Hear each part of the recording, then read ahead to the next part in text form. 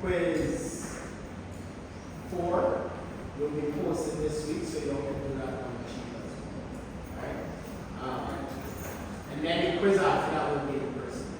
So the quiz after that will most likely be on the this electrophilic addition stuff. Alright? So yeah, everybody took this class last semester. So electrophilic addition is going to take a little while for us to get through all of them because it's a lot of reactions that we can do doing the electrophilic addition. Alright, so hopefully we can get through at least get through the Markov-Makov and anti-Markov-Makov this week. And then when we get to the hydration of alkenes, and this is all the we'll talk about hydroboration and stuff like that. So basically, we have a lot of reactions to go through, right? So let me make sure we get through this. You all ready? Ready? Buckle up. Let's go. Alright, so also these slides are a lot different than the ones we did electrophilic addition last semester. So hopefully it makes more sense. Alright? So looking at the why in the world are we able to do electrophilic addition, right? So the reason why we're able to do electrophilic addition is because the pi bond is weak, right? The overlap of the pi bond is split between the top half and the bottom half. So that's important for us to remember is that a pi bond, even though it's drawn, like when we draw a pi bond, we draw it as a double bond like this, right? So we draw it as one bond, right? So this is my pi bond, right? But the truth is that that bond is an overlap between the top half of the p orbitals and the bottom half of the p orbitals. So that overlap of both sides is what we consider as a pi bond. But it's weak because it's only half of the bond, right? So that's why we're able to break apart these pi bonds, and that's how we're able to do electrophilic addition. Right? Now, the word electrophilic addition, right, talks about us attacking, right? The double bond is going to attack an electrophile. So that's why it's called electrophilic addition. This is important, right? Make sure we understand that the double bond is the nucleophile. Right? So when we talk about nucleophiles and electrophiles, the double bond is what is acting as the nucleophile first. Right? So remember that whenever I ask you to label nucleophile, electrophile, we consider the double bond, right, as our nucleophile. Right? As the nucleophile. Alright, so we use the nucleophile to attack an electrophilic species, and then the carbocation is our intermediate. Alright, and the method of stability of the carbocation is the fastest reaction. Alright?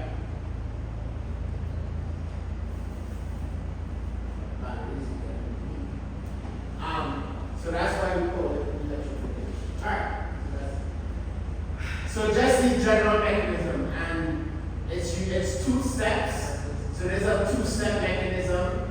We take the nucleophile, attack an electrophile. That electrophile will more than likely, right, go to the less substituted carbon. So this more substituted carbon will be where our carbon is, right? Then the nucleophile attacks the carbon. So when it happens like this, so this is, alright, so we'll talk about a lot of different types of electrophilic addition. But when we have an electrophilic addition where we create a carbocation, we have to remember that the carbocation is going to form on the more stable carbon. So I'll say that again. The carbocation will form on the more stable carbon. Alright? So that's how we understand.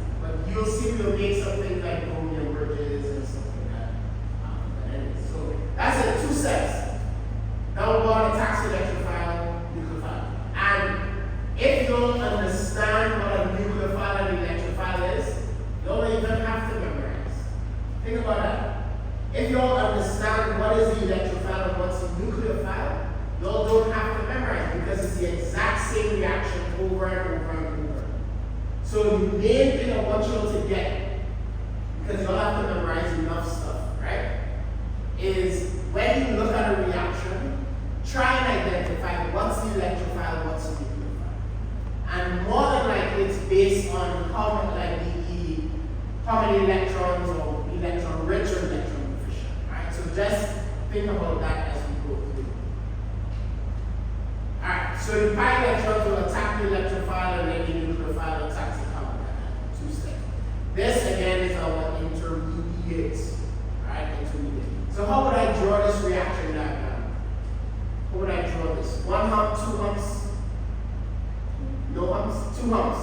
Alright, so how we draw this reaction coordinate diagram is you have like one with the intermediate and then something like this. So our intermediate is our carbocation.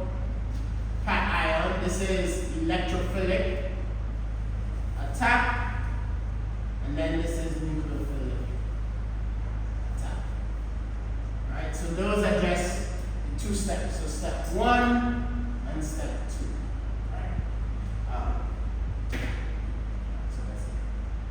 I like this level of organic chemistry. Reason is like the intro stuff is all memorization. But this, once you understand the concepts, you don't really have to memorize that much. Alright, so let's look at the summary of all the additions. We'll talk about all of these: dehydration, hydrogenation, hydroxylation. We'll talk about oxidation, epoxidation, halogenation, halohydrogenation, haloaddition. We're not going to talk about this one. Cyclopropionation, which we'll talk about. So this is the only one that we won't really talk about. But the rest, all of these we'll talk about. And it's the same exact sort of mechanism, right? For most of them, the mechanism is I'm going to attack whatever the electrophile is, and then the nucleophile goes and attacks, right? So that's how we do it. Alright, everybody ready? Let's go. So let's talk about the hydrohalogenation. So this is addition of a hydrogen and a halide. So this is hydrohalogenation. So step 1 is that we protonate the double bond, right? So the double bond becomes sort of protonation, and this forms our most stable carbon cation, right? So the protonation of the double bond just simply means we form the carbon cation, right? Now, what does protonation mean, right? If I look at a proton is an H plus.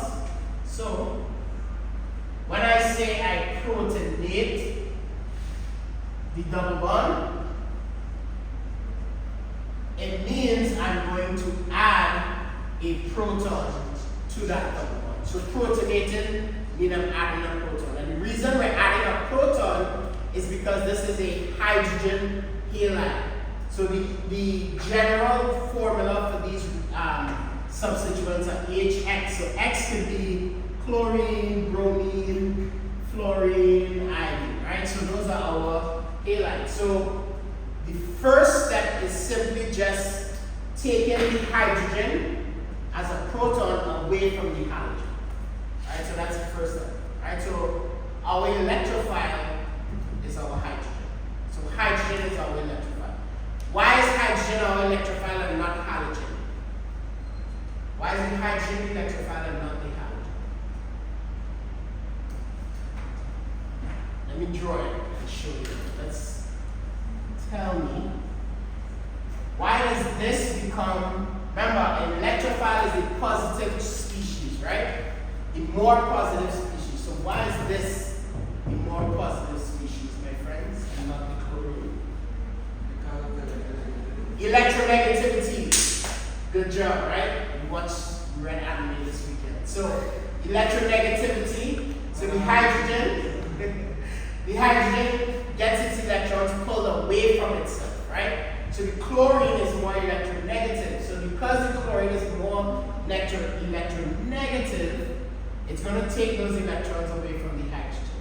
So that's why hydrogen becomes this proton, this positive species. once you identify that, what then becomes my nucleophile? What happens if I take away a hydrogen from here? What's going to be left? Where do the electrons go? These electrons and this double bond. Because it's not going with the hydrogen, so where do these electrons go? Onto the what?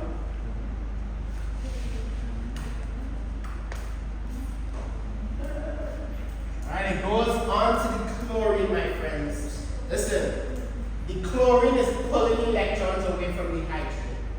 As the hydrogen is taken in that step 1, the chlorine takes those electrons accepts it from the hydrogen. So now, chlorine becomes my nucleophile. So I'm going to keep pointing out what's the electrophile, what's the nucleophile, so we get an idea of the pattern, right? So we get the step 2 now is the nucleophile, which is I'm going to attack the carbocation and form the alkyl halide. Alright, so in this case, our nucleophile is chlorine. But it's a chlorine that took its electrons from hydrogen. Right? Everybody following these steps. So step 1 is protonation. Step 2 is where this chlorine now attacks whatever the carbon is. You're right. Alright. Any questions so far? So we have a lot of reactions that we can do through this hydrogen bromide, hydrogen chloride, hydrogen iodide. Hydrogen fluoride, not so much because hydrogen fluoride is super unstable. The fluorine is so electronegative, it pulls those electrons from hydrogen really fast. Alright, so tend not to use hydrogen fluoride too much. So let's look at the actual written out mechanism. So we have the alkyl bond. Alright. First step 1 is protonation of the double bond. Or let's call it as it is. An electrophilic attack of a hydrogen. That's all it is. It's an electrophilic attack. So we take the double bond, and I'm going to indicate it on this slide. The double bond is my nucleophile, and the hydrogen is my electrophile. So my double bond is our nucleophile, the hydrogen now is my electrophile. Alright? Now, what about over here when we make the carbon ion? What's my nucleophile? What becomes the nucleophile? Bromine, right? So now bromine is my nucleophile. And then, what's my electrophile, folks? Hint, hint, it's going to have a positive charge on it. The carbon ion. So my electrophile is right here. Right? So whenever you do these mechanisms, right? Especially in the beginning when you'll start studying, try and identify what's nucleophile and electrophile. Because it's going to be in every single step. Every single step has a nucleophile and electrophile. Right? Until we get to the end. So make sure you're able to identify that anything that's electron rich is a nucleophile. Anything that's electron poor, whether it's a positive charge or something like that, is an electrophile. Alright? So electron rich nucleophile, electron poor electrophile. So now my nucleophile right here goes and attacks my electrophile. Right? Very simple. So flow of electrons always go from my nucleophile to my electrophile. The electrons that the electrophile has gets pushed to the new nucleophile. This goes and pushes it. Any questions? Pretty simple, right? Pretty simple. We're only going to replace this HBr. It's going to be different. It's going to be bromines, it's going to be water, it's going to be boron, different things.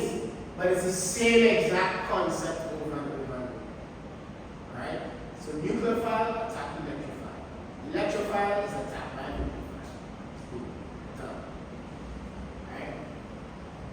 Questions? I said that already. Alright. So now let's talk about regioselectivity, right? So this is not about the general mechanism. This now is about where is this attack going to happen, right?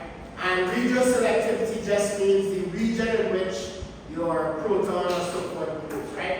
So Markovnikov's rule is where the addition of the proton is the double bond that results with the carbon atom that already holds the greater number of hydrogens.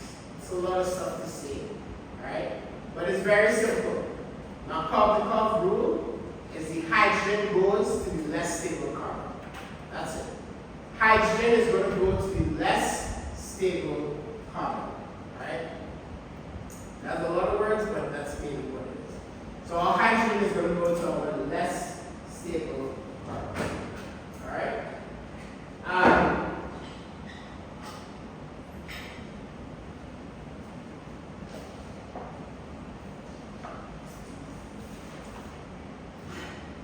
So not only does the hydrogen go to the less stable carbon, but you want to make sure you produce the more stable intermediate. Alright, so we make sure that we're going to produce more stable intermediate. Alright, and that makes sense because we're forming an actual intermediate on carbon cation, we are going to have to make sure that carbon cation is stable. Right? And that's why we talk about more substitution. Alright, so I want us to look at the difference between carbon 1 and carbon 2. Alright, let's look at the differences between those.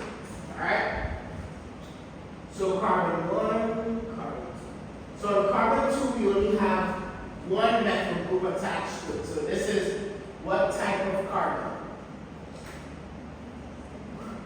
Primary, secondary, tertiary. Secondary. Think about, look at the carbon. Carbon 2 is attached to how many carbons? 2 carbons. So because carbon 2 is attached to 2 carbons, this is a secondary carbon, right? Carbon 1 is attached to 1, 2, 3 carbons. So this is a tertiary carbon, right? Everybody follow it? Now the reason that carbon 1 forms a more stable carbon cation is because these carbons help stabilize our carbon with electrons, right? If you look at carbon 2,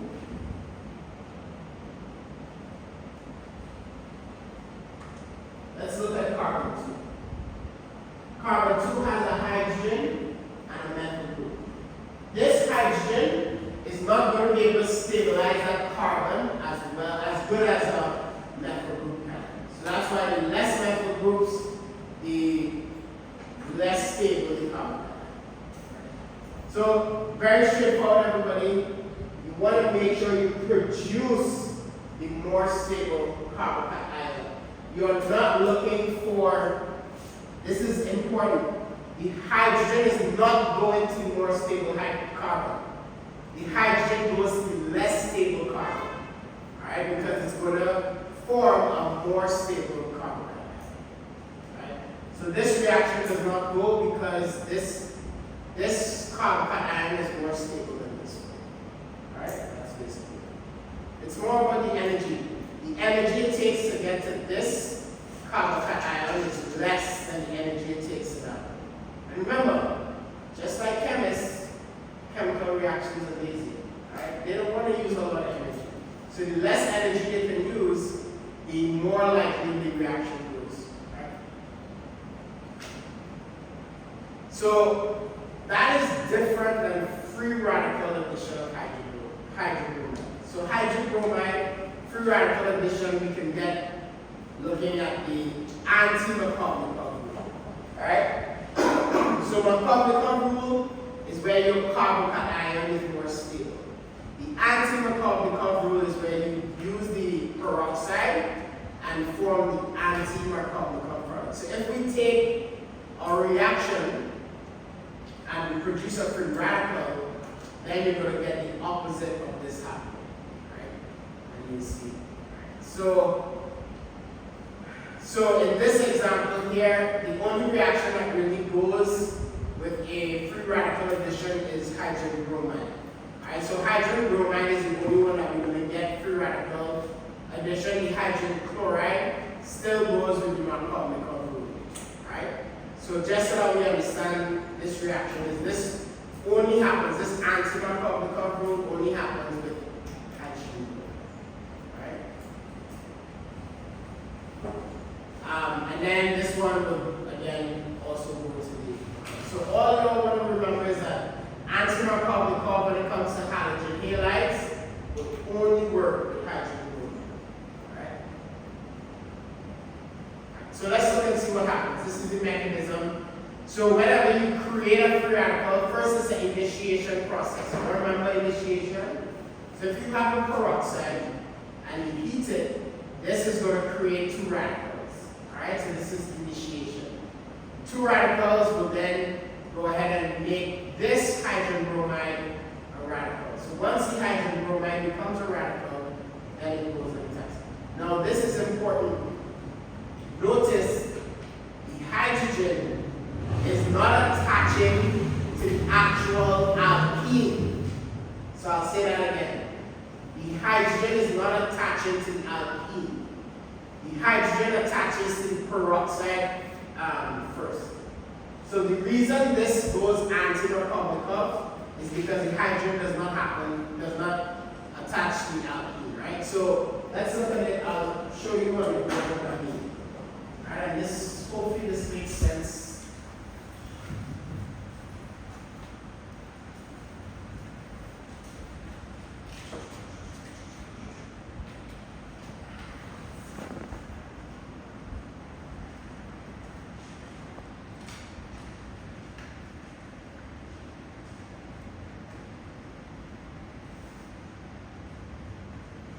Alright, so I have an alkene. And in the presence of HBr, and I'm going to use a peroxide. Some peroxide wouldn't be hydrogen peroxide, but some peroxide. Now the reason a peroxide is important is because a peroxide creates radicals pretty easily, right? This bond between oxygen and oxygen breaks very easily. Right? And once you form a radical, the radical is now inside your mixture. Right? So I have a radical like this inside my mixture. Right? So the radical is going to compete with the double bond to take this hydrogen. So I have a hydrogen bromide here, right? I have a double bond and I have a peroxide. Because this peroxide is a radical and this bond is relatively weak, this will go and take this hydrogen before that double bond can take that hydrogen. Everybody following? So the reason this goes antimacabre is because if it went with this hydrogen is going to go to the less stable carbocation, right? So that means because this is not what's happening first, and we're actually going to take this hydrogen first, that's why we're going to get an antimacabre. Right? Because now the bromine, when we do this, the bromine, Br peroxide like this, the bromine is now going to go to the less stable carbon. So because of that, now the double bond goes and forms a radical, and it will go to where the less stable carbon is.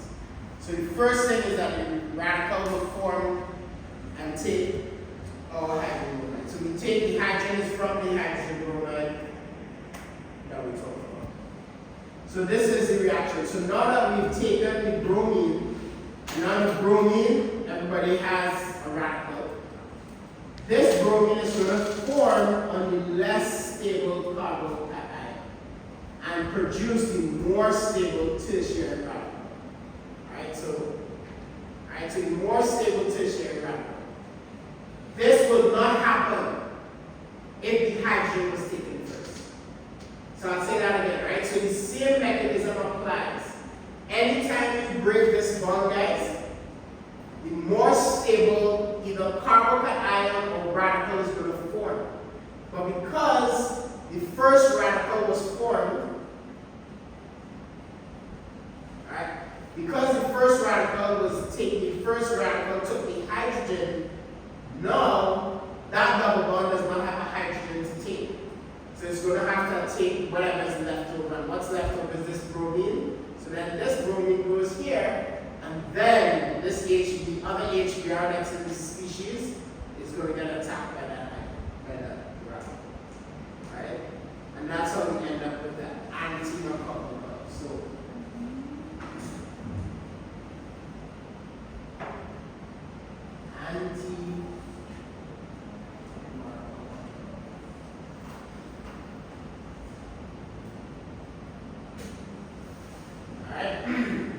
Alright. So I'm going to break it down one more time. Markovnikov and anti-Markovnikov, right? It's all about what this double bond breaks to take.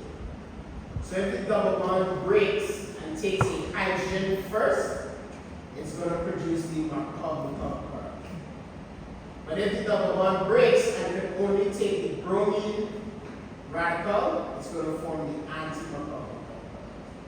Right, so that's the difference.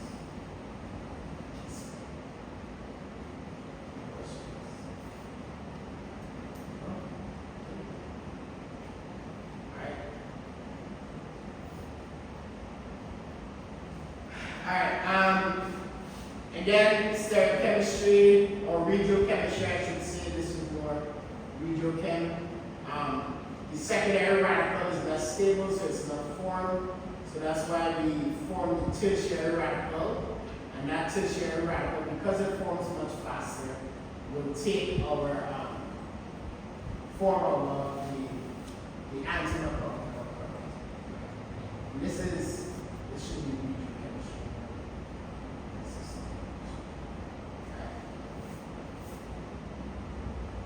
So, questions on the Markovnikov and anti-Markovnikov? No? Okay.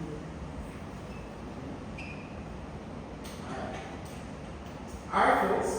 Let's look at this hydration of an alkene. So it's important for us to understand that a hydration of an alkene happens with the presence of an acid. So for you to hydrate an alkene, you are going to need an acid to make that reaction. So let you give you a chance to write that.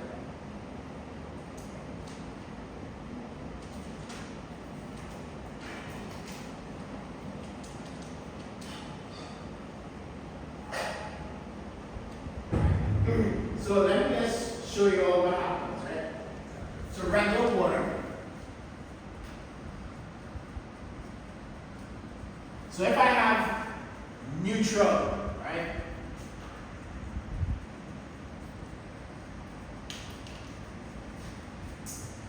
So water in neutral pH just looks like this, right? It's oxygen, 2 hydrogens attached, right? Water in acidic pH looks like this.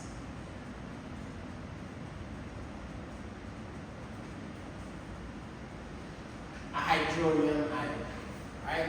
So whenever you put water in an acidic pH, meaning that you add acid to that water right away is going to take a proton. Right? So water, because it has those lone pair of electrons, is going to take a proton from them, and an acid is simply just any species that can give up a proton, right?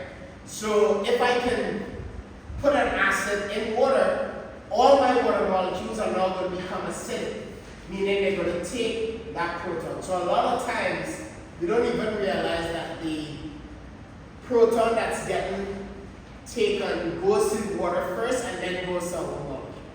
So when we put an acid in water, we're actually making a hydronium ion, and this is where the hydrogen attaches. Right? So that's where the hydrogen attaches. Alright, so we're going to form the Markovnikov addition of water to make the bond, and then we're going to and form the alcohol. Alright? The reverse of this, as you can see, it has double arrows.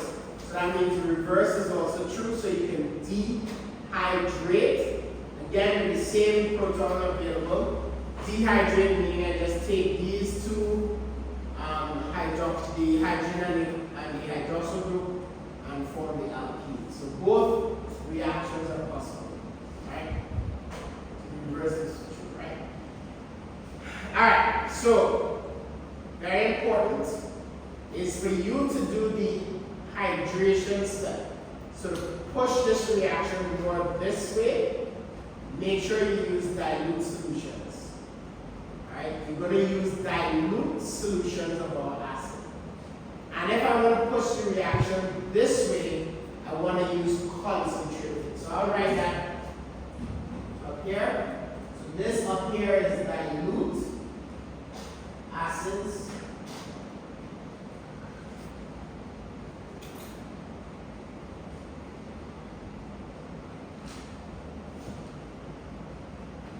And then to go in the reverse direction is concentrated acids. Right? So that's the difference between. So if I want to make the alcohol, I use dilute acids. If I want to make the alkene, I use concentrated acids. Right? And it's always important for me to indicate that. Because remember, to be honest, I don't want y'all to just know this. I want y'all to actually be able to practically use it in a lab. So in a lab situation, you all know what that's added to it. Alright, so now let's look at what I talked about. So whenever we're at acidic pH, like I said, we form the hydronium ion. Now once we form the hydronium ion, this proton is easily accessed, right? And remember, the hydrogen, guys, whenever we have a tap of a double bond, it's going to go to the less substituted carbon. So when the hydrogen goes to less substituted carbon, we form the carbon ion. This carbon ion now goes and takes or attacks the nucleophile. So again, I'm going to indicate what is what. So this is our electrophile. This is our nucleophile. And then what's my electrophile on this side? What's the electrophile? On the right side. What's the electrophile? Water or the carbon ion? Carbon ion, right? Remember, once it has a positive charge, it's my electrophile. And then water becomes my nucleophile. So that, as you can see, the nucleophile attacks the electrophile. Right, so that is always what's happening. Identify what's my nucleophile, what's my electrophile. So once I create this hydronium ion, right, I'm going to get the nucleophile attacking electrophile. The electrophile, right, now it's going to get attacked by the nucleophile and form this species, right? And then the last step again is just take this water molecule, goes and takes this hydrogen and produces more alcohol.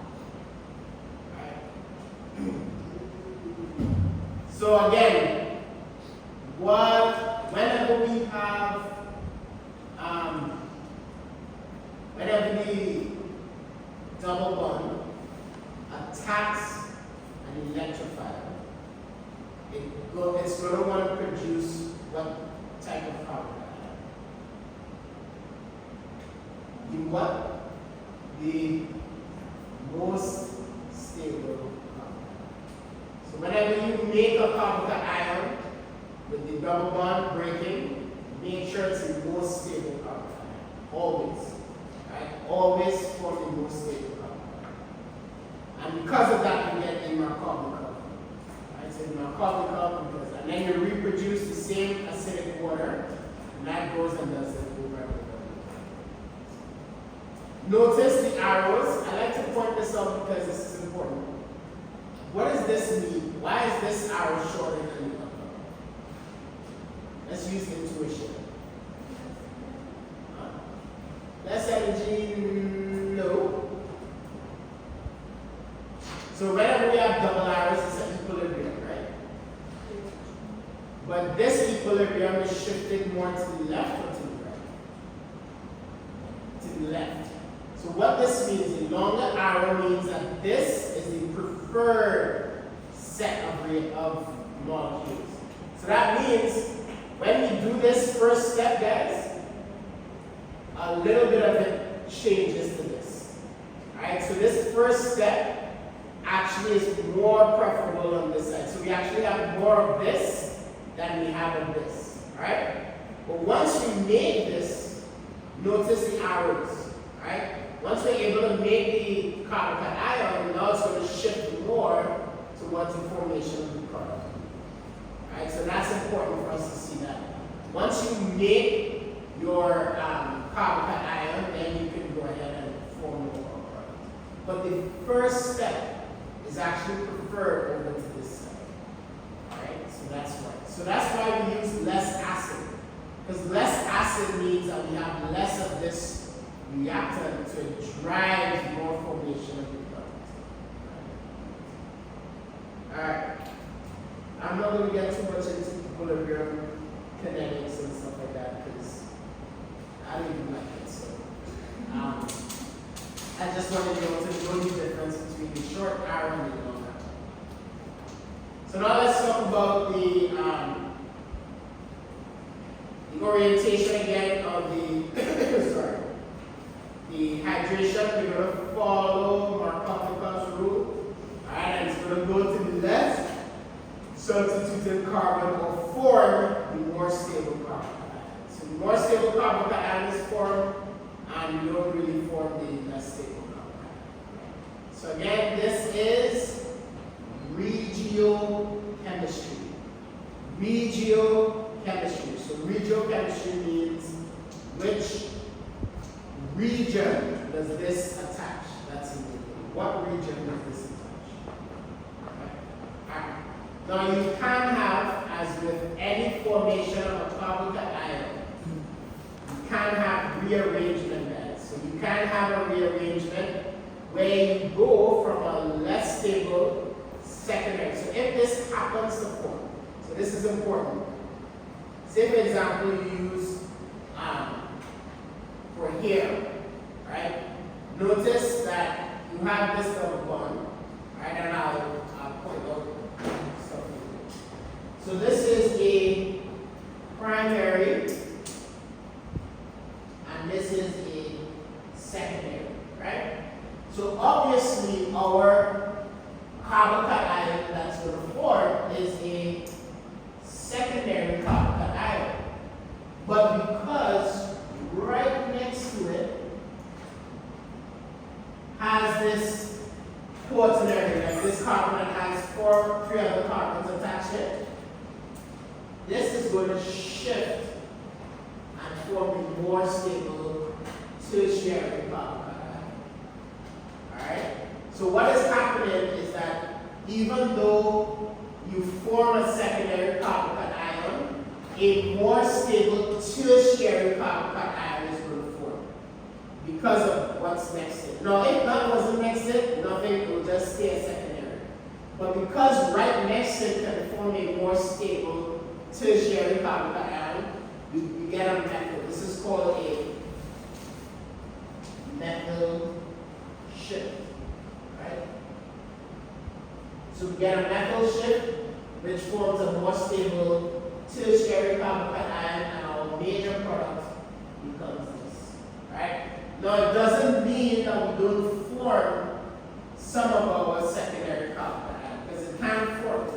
But it means the majority of our product will be based on the tertiary carbon cation. Right? That's the meaning. Right? So just remember, alright, very simple guys.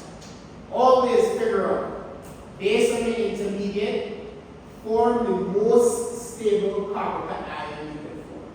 Whether you have to shift a methyl group over or the attack of lead and hydrogens, make sure you're always forming the most stable carbon cation. Alright? That's it. Just stick to that rule.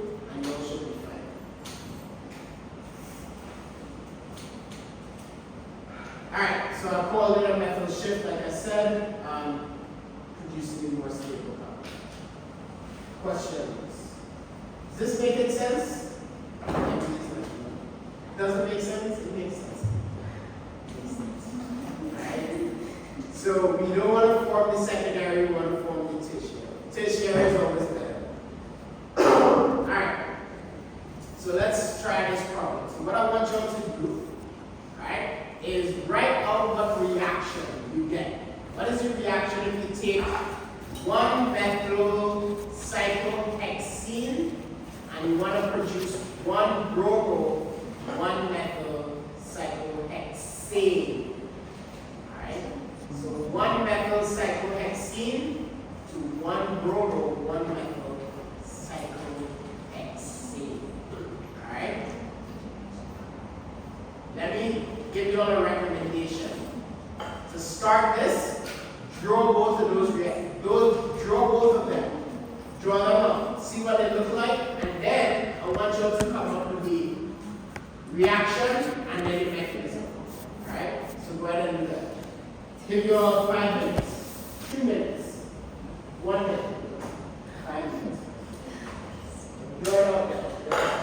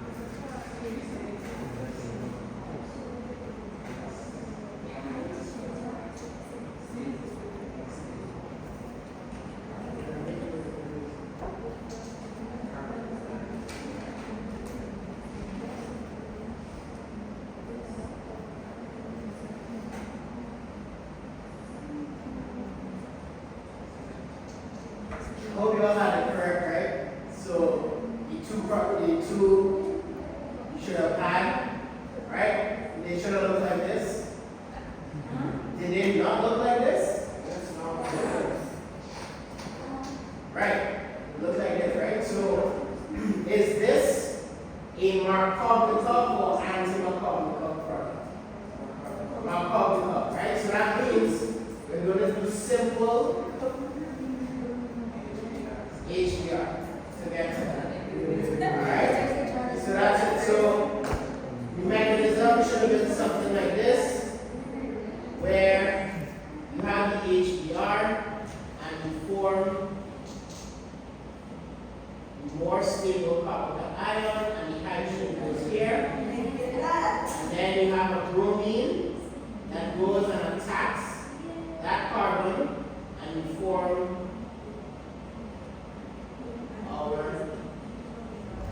answer. Alright? Everybody got that? Alright. So we get our, right? We get our product, then you take HBr, you form the methyl and bromine on the same carbon, and get our answer. Alright? Markov-Makov orientation. Alright. So what about this one? Alright? So convert 1-methyl cyclohexanol to 1-bromo 2-methyl cyclohexane. Alright? You all have to show the mechanism for this, but I want you all to show me what you do. Are you going from an alcohol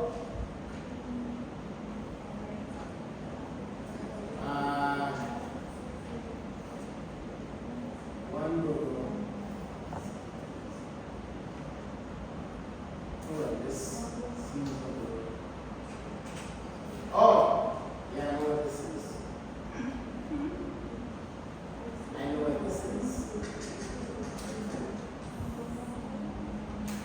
I was just about to. This is review. So draw the two molecules and then you all understand what I'm saying. You all understand.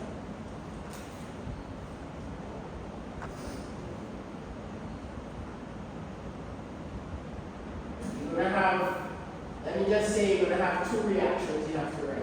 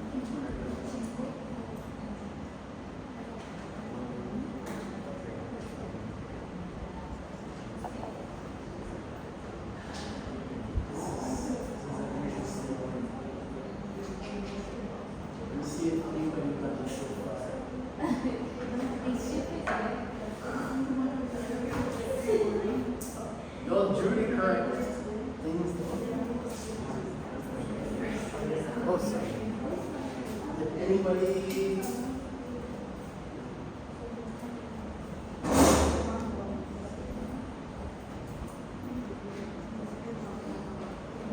Alright, so I'll do the first step and then maybe you'll figure out the second. Alright? Alright. So if I'm going from 1-methyl cyclohexanol. So we have this, right? For me to go to this,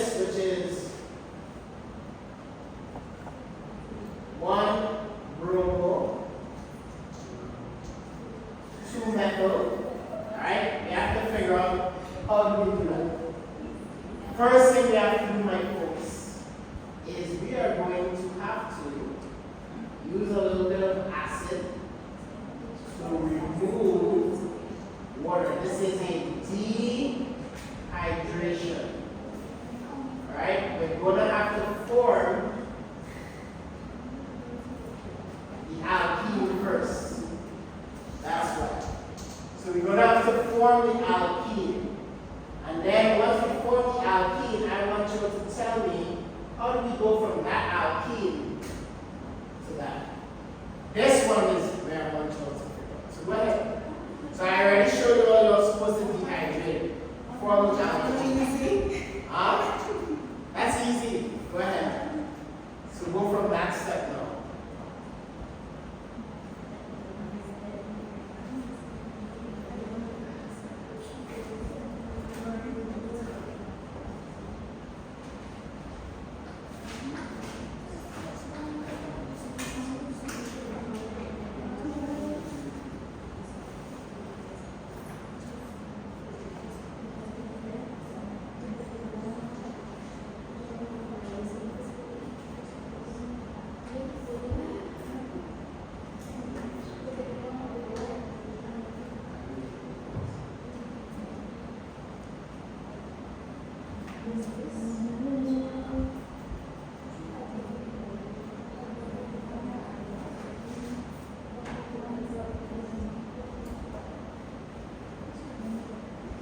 So first, tell me, is that a Macaulay or anti-Macaulay product?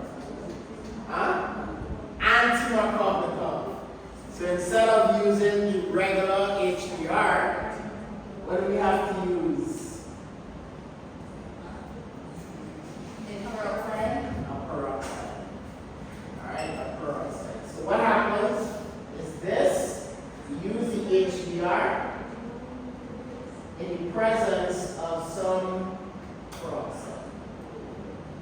So that's important for us because we have to form the radical, and then the radical will then make us form the bromine on the anti-Macaulay, so the opposite carbon.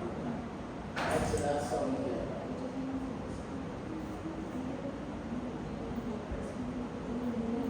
So we heat it with the peroxide and the HBr to form the anti-Macaulay product.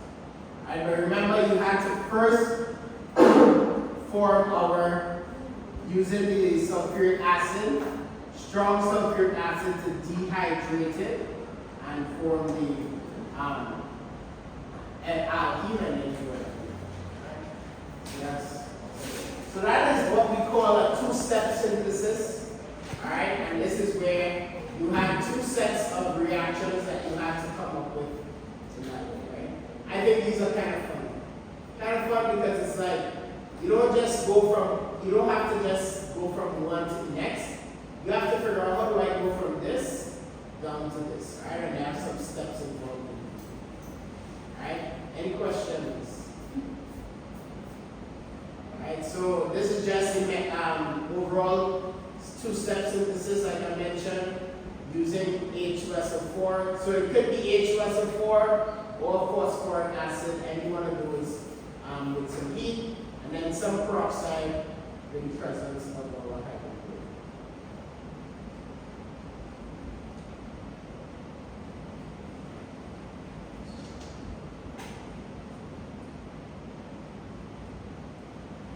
Alright,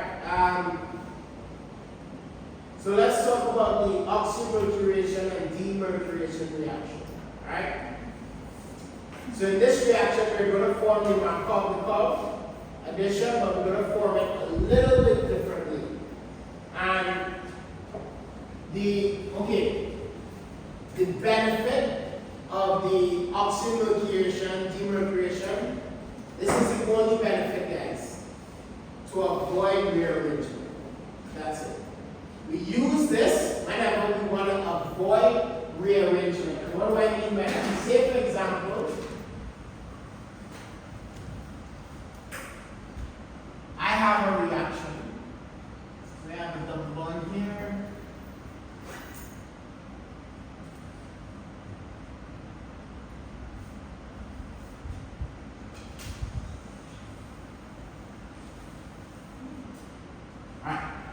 have this, right?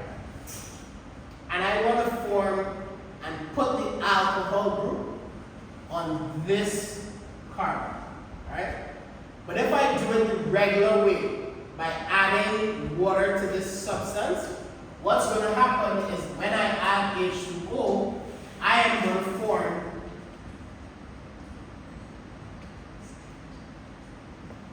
this product instead of the product that I want, right?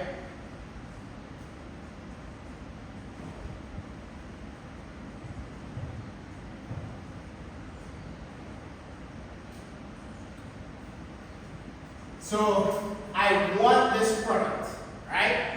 But when I do the regular hydration with the acid, I produce this product. And this is because there's that methyl shift, right? So what happens is the oxymercuration, demercuration allows us to go to this product instead of this one. And you'll see based on the mechanism, right? So what we do is it's a two-step process. So you have to use the same, this mercury acetate, right, in the presence of water. And what's going to happen is you're going to add the hydroxyl group in the Markovnikov orientation. So that's important. And then you go ahead and take off that mercury acetate using sodium borohydride and end up with your Markovnikov orientation. So let's go through this stuff. So this is the Markovnikov addition of water. And this, like I mentioned, very important. Honestly, the only reason we do this reaction only exists because there's no rearrangements. Because if you think about it, why even use mercury? First of all, mercury is expensive and poisonous. So I don't want to do any reactions. And the product produced, whatever the byproduct is toxic for the environment. So you have to now pay extra to store it separately. So you don't want to do this reaction regularly, but we have to do it if you do not want to rearrange it, right? Because if not, you're going to get a rearrangement, right? So it's important. So let's look at the mechanism. So there's two steps. So there's an oxymercuration step, right? So when we add the mercury acetate, right? So mercury acetate forms this proton, like this positively charged substance. Alright, and then this now is our electrophile that can add to the pi bond. Alright, so this is the electrophile that adds to the pi bond. Now remember, ladies and gentlemen, whenever the pi bond breaks, whatever electrophile it attacks always attaches to the which type of carbon? Less substituted carbon. Anytime that double bond breaks, folks, and it attacks an electrophile, it's always going to form it's going to attach the less substituted carbon. So because mercury acetate becomes our electrophile, that is going to attach to the less substituted carbon, right? So that's important, so that we keep our so the intermediate becomes a three-membered sort of mercurium ion, and then you add the water after that, right? So it has to attach to this first, and then it creates this sort of like triangle, and then you get it. So let's look at it. Boom. So this double bond breaks, goes and attacks this mercury, right, which is the electrophile. So I'll indicate this again on every slide. So this is my nucleophile, this is my electrophile, right? So that goes and attaches and forms that mercurium ion, right? So as this goes and attacks the lone pair of electrons on mercury, goes and attacks the other carbon, right? But again, this is going to, it's not going to form a carbon ion, but it's going to stay on the less substituted carbon, right? So it's not going to form a carbon ion, but it is going to stay. Now, the main thing we have to understand, we have two things in play here. Regiochemistry and stereochemistry. Alright? So regiochemistry meaning that the hydroxyl group is going to attach to these more substituted carbon, but stereochemistry, because it's going to attack from the bottom of the molecule. So at first, we take the hydronium ion, the mercurium ion on top, the water attacks from the bottom. Right? So that's how we get this opposite side product. Right? Now, if this is a pyrocarbon, then we end up with a different type of stereochemistry. Right? But because this is a single bond, this rotates. But again, if you get a pyrocarbon, you're going to get a different type of stereochemistry. Right? So now we get the oxymercurial alcohol. So remember, this is two steps. So we created this molecule here. We can't leave this mercury acetate on here. So now we have to demercurate it. So we do oxymercuration, and now we're going to do demercuration. Before I go into the demercuration, does anybody have any questions about this part?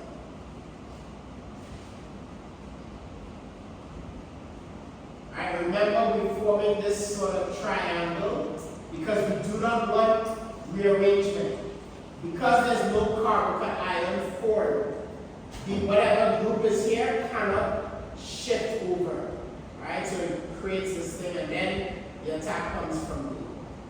Alright, and don't forget this.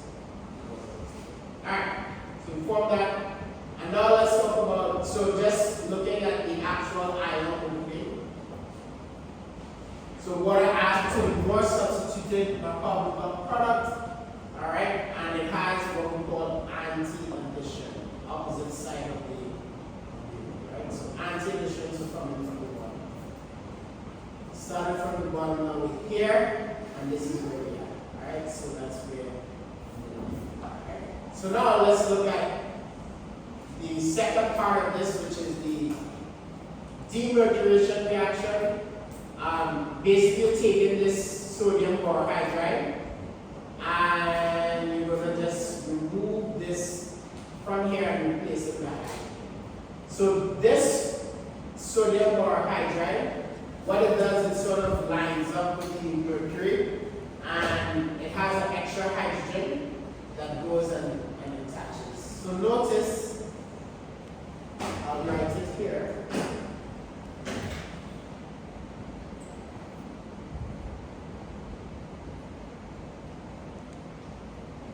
We're going to talk about syn and anti-addition when we talk about halogenation next class. But it's important for us to remember that when we do this oxymercuration, we're going to form the anti-addition product, meaning that it's on the opposite side of where that hydrogen came. Right? And this only really, you only see this if there's some sort of chiral carbon, like you can see stereochemistry. For this one, you don't see the stereochemistry, but we know it exists. Right? So again, it replaces the mercury acetate with hydrogen. So the hydride, we'll go ahead and do that. Right?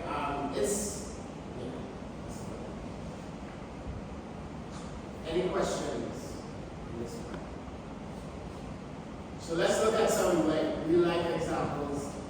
So if you look at this one, again, this is where you have this could form, if you look at this carbon, guys, what type of carbon is this?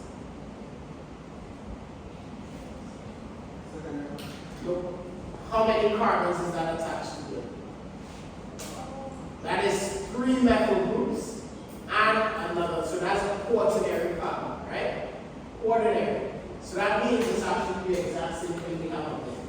So that means it's just written differently. So that means if it was a regular hydration, this would have been where that carbon ion would have formed. But because we formed this mercurium ion thing here, it prevents one of these methyl groups from shifting over. So they don't shift over, So then because of that, the water is just able to attack on the opposite side of where that is and form our anti or carbon carbon. And it does a really good job at about 94% recovery. Alright, so that's really in the reason we even use mercury, guys, is because of that. It's because we want to make sure we produce as much product. If you think about it as a pharmaceutical chemist, if I'm a pharmaceutical company, right, and I'm gonna make some molecule that means this, I don't want to make less than 94%. If I do just regular hydration, even though it seems cheaper, like just add water and acid, I may only make 50% or less of my product. But because we use the mercurium ion, we get a 94% yield of the exact product we want. So that's why it's really important for us to make sure we do that. So main thing, no rearrangements, because no carbocation intermediate. No carbocation intermediate. Alright? So anytime you make no carbocation, you're not going to get a rearrangement.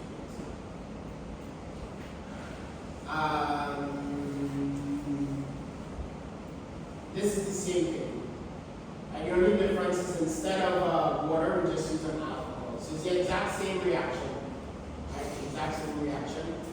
Notice, same exact reaction. Right? Same. This would have been water. Instead, this is the alcohol. So we're actually adding the alcohol. So right? And then exact same steps. Right? So instead, we produce ether instead of an alcohol. So we have 5 minutes, and in the last 5 minutes, I want you to solve this problem.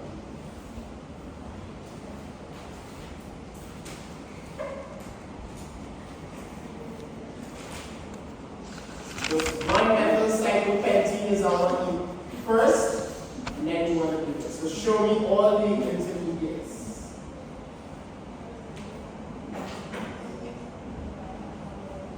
Once you're done, you can show me and then you're going to do it.